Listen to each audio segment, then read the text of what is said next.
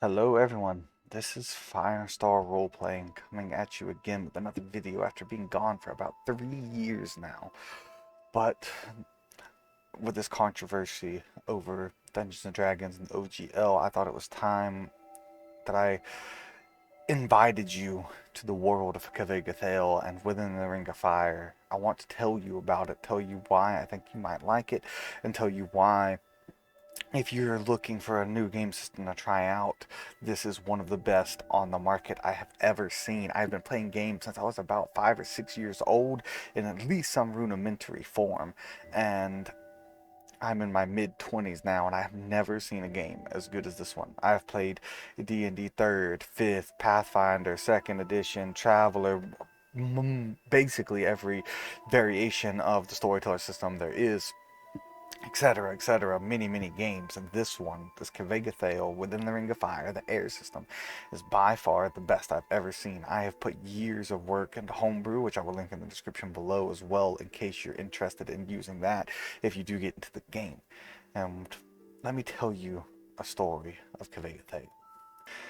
Kavega is a place of great mysteries. It's a place of epic stories. It's a place inspired by Robert D. Howard's Conan. It has many fantasy races that you might be familiar with, such as like dwarves, but they're called Farum, and then their bodies are crafted by the god of the underworld, and their souls are one with iron, and they sink to the bottom of the waters because they're too heavy and they barely have any water in their bodies at all. Then there's the Freyines weaved from light, and so on and so forth, where all of these species that you think of when you think of standard elf, dwarf, human, orc, but they all flip it upside down on their head. It's nothing like you're thinking it is. Everything is different. The orcs in here only resemble orcs in name alone. They're peace-loving, they're wine makers, farmers, and such things, but it's done in a way that doesn't seem like, oh, this is cliche, or this is just trying to be different for the sake of being different. The lore is incredible and deep and rich, and just a wonderful experience.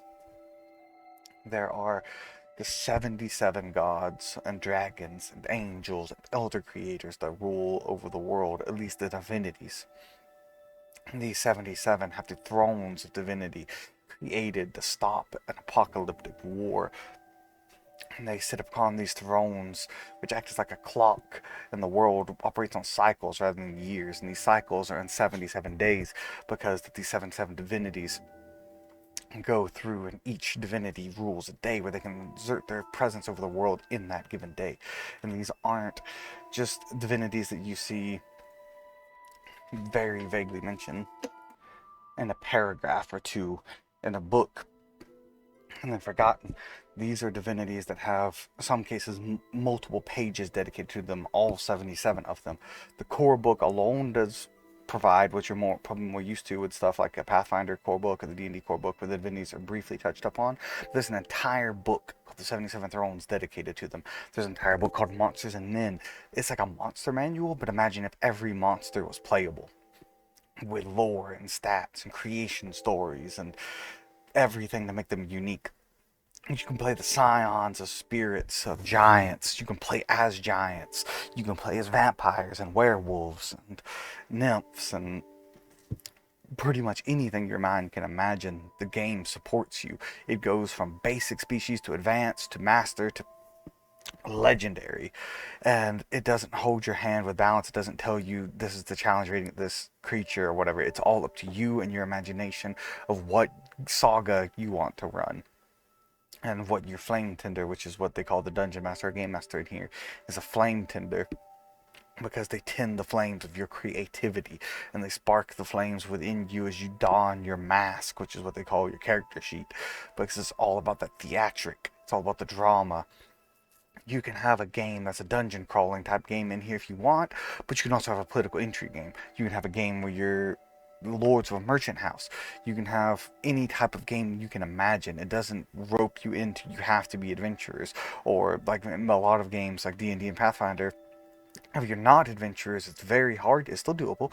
It's just much, much harder to run. But this game is kind of the opposite. It's a little bit hard to run adventure type games because there's so much other stuff going on in the background that you could see. All this art you're seeing on screen is various art pieces from the book of creatures and places and locations that are touched up on. And when you're a clergy in here, you draw in the powers of your divinity. Like if you have a divinity who is of light and of fire, then you would gain those type of abilities, and then they also give you their own rituals on top of that. And then there's the magi, which are completely different from wizards or sorcerers that you're used to. If you're tired of standard fantasy tropes and you want something different that you have, I almost guarantee, have never seen before, you should try this game out. The author has a PhD in philosophy and is a person who has researched and read almost every major religious text and applies all of that to this world building. This is built by a professional, someone who is in love with the game and dedicated, and there's just nothing like it. I highly recommend you to give it a try. I have a live play on my YouTube here. It's called Island of the Lost. If you haven't seen it, just type it up. And that will give you a little tiny glimpse, the tiniest glimpse, into what the world of Kvegathel is like. You will also be able to see in the link in the description all the custom content that I have created for it over the years for my homebrew if you want to use that yourself. And I'll also link the Facebook group down below, as well as the Drive-Thru RPG link. There are currently 4 books. You have the core book, the 77 Thrones, Monsters and Men, Book of True Names. You only need the core book to play, but depending on what kind of game you want to play, if you want to play clergy, you're going to want to look at 77 Thrones. It tells you way more about the spellcasting and the divinities.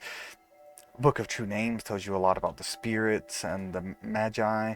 Monsters and Men give you, it's basically the monster manual that lets you play everything inside of it, just about. I was talking about before. That'll give you access to things like vampires, playable unicorns, etc., and things like that. But yes, all you need is the saga book to get started and get your feet wet. And from there, you can go and expand as you wish. I'll probably be making some reviews of these other books coming up relatively soon if there's interest. But until next time, this has been Firestar Roleplaying signing off. I hope you have a wonderful day. Goodbye, God bless, and please leave any comments below with any questions you have. And I'll see you all in the next one. Bye-bye.